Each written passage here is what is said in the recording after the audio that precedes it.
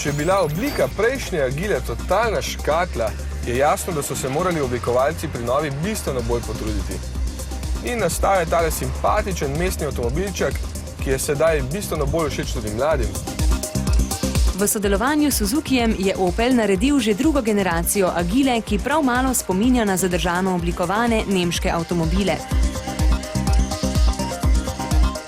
Podobnosti z ostalimi Opli lahko iščemo le v malenkostih, na maski in lučeh, ostalo pa je bliže japonskim malčkom.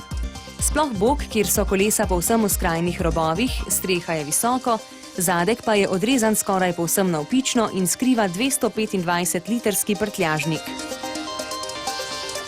Notranjost je nadgradnja zunanje podobe. Preseneti ponudba prostora, saj se v Agilo brez težav spravijo tudi 4 odrasli. Da ni dolgčas, pa poskrbi odštekan merilnik vrtljajev in črke imena Agila na sedežih.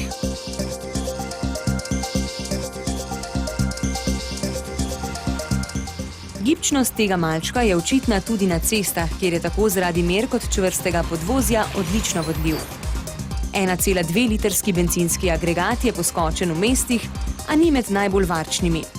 Žal pa tudi cena ni tako majhna, da bi jih bilo na naših cestah več kot, na primer, Kors.